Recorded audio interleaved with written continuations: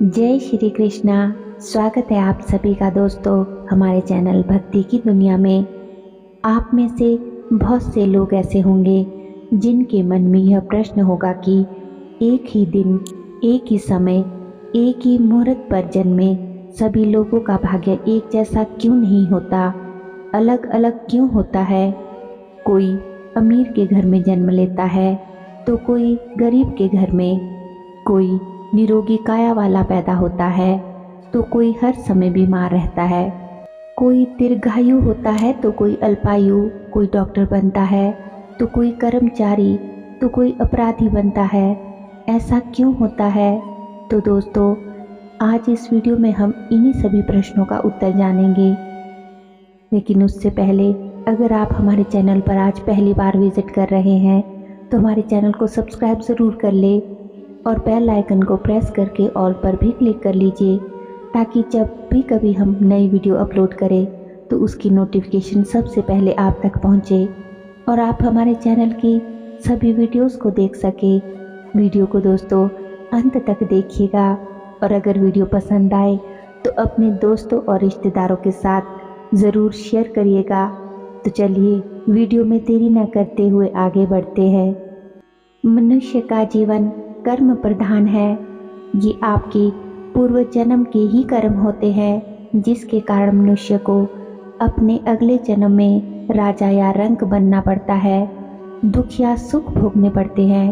प्रत्येक प्राणी का प्रारब्ध अर्थात पिछले जन्म का कर्म अलग अलग होता है और उसी का फल प्रभाव उसे अगले जन्म में भी भोगना ही पड़ता है। आइए जानते हैं कैसे। दोस्तों, एक बार की बात है, एक राजा था। एक राज्य में वह एक दिन अपनी जन्म पत्री देख रहा था। तब उसके मन में ये प्रश्न आया। उसने अपनी सभा में सभी ज्ञानी, विद्वानों, ब्राह्मणों को बुलाया और उन सभी के सामने अपना ये प्रश्न रखा और पूछा कि मैं अपनी जन्म पत्री देख रहा था तो मैंने देखा कि मेरी जन्म पत्री के अनुसार मेरा राजा बनने का योग था, किंतु जिस घड़ी में, जिस मुहूर्त में मेरा जन्म हुआ उसी समय में अनेक जातकों का भी तो जन्म हुआ होगा। वो राजा क्यों नहीं बन सके? क्यों? इसका क्या कारण है? ये सवाल सुनकर सभी सभा में उपस्थित लोग सोच में पड़ गए। राजा के इस प्रश्न का किसी के पास कुछ उत्तर नहीं था। उनको समझ ही नहीं आ रहा था कि अब राजा को वो क्या जवाब दे।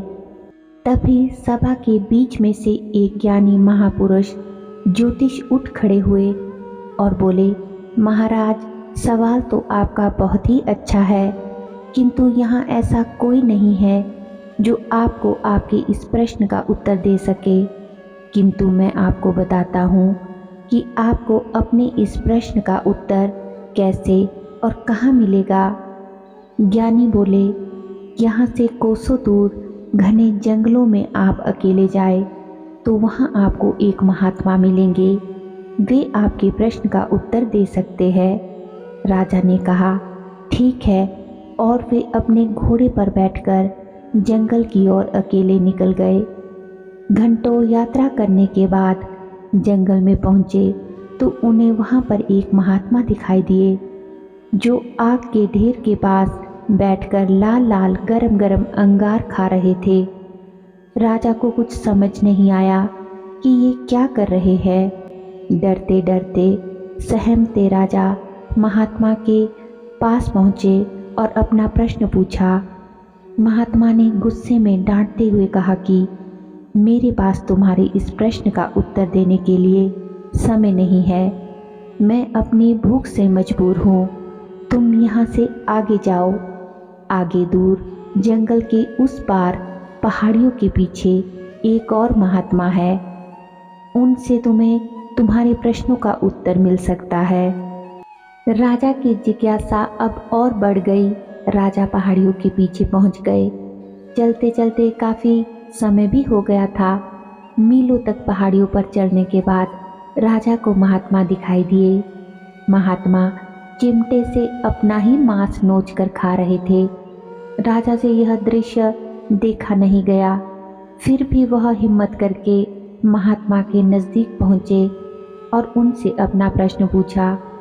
अब राजा को देखते ही महात्मा ने भी राजा को डांटते हुए कहा कि मैं भूख से बेचैन हूँ, तुम्हारे इस प्रश्न का उत्तर मेरे पास नहीं है। आगे जाओ, पहाड़ियों के उस पार आदिवासियों के यहाँ एक बालक जन्म लेने वाला है जो केवल 5 मिनट तक ही जीवित रहेगा। सूर्योदय से पूर्व तुम वहाँ पहुँचो, तभी बालक तुम्हारे प्रश्न का उत्तर दे सकता है। राजा अब बहुत उत्सुक थे और वे जल्द से जल्द उस गांव में पहुंचना चाहते थे, इसलिए अब वह तेजी से गांव की तरफ चल दिए। सूर्योदय के पूर्व ही राजा दंपति के यहाँ पहुंच गए और आदेश दिया कि बालक के जन्म लेते ही उसे मेरे सामने पेश किया जाए। कुछ समय प्रतीक्षा करने के बाद बालक का जन्म हो गया और उसे राजा के सामने लाया गया।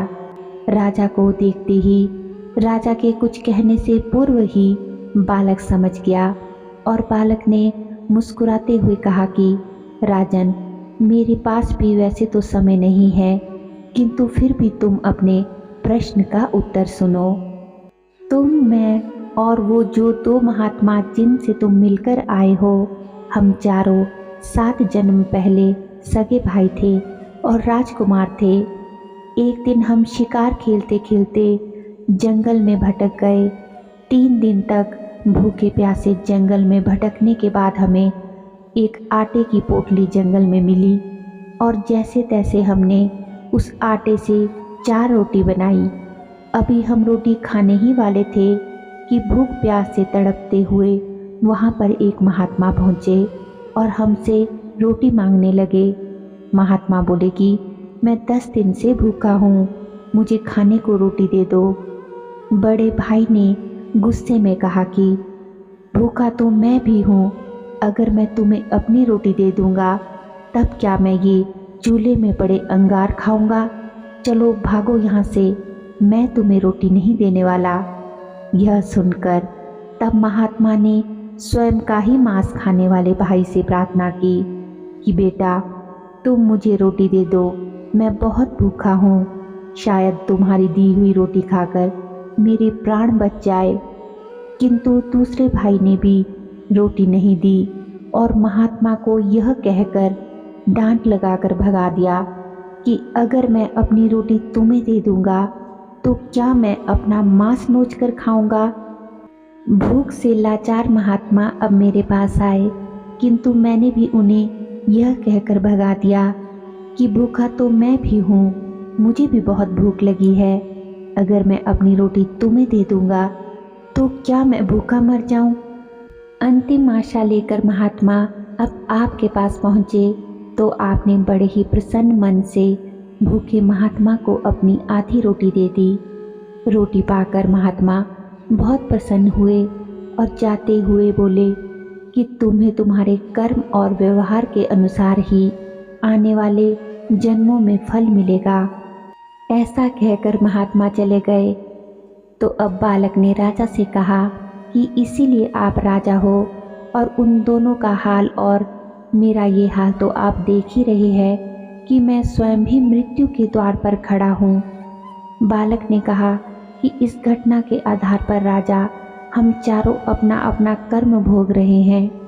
धरती पर एक ही समय में, एक ही घड़ी और एक ही मुहूर्त में अनेक प्राणी जन्म लेते हैं, अनेक जातकों का जन्म होता है, किंतु सभी का प्रारब्ध अलग अलग होता है, यानी कि सबके पूर्व जन्म के कर्म अलग अलग होते हैं, जिससे उनका आने वाला भाग्य बनता है।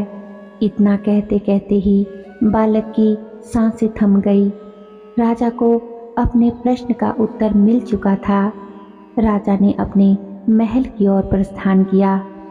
तो दोस्तों, देखा आपने, आपको भी इस प्रश्न का उत्तर मिल ही गया होगा कि एक ही वक्त पर, एक ही मुहूर्त पर, एक ही घड़ी पर जन्म लेने पर भी प्रत्येक प्राणी का भाग्य अलग अलग क्यों होता है।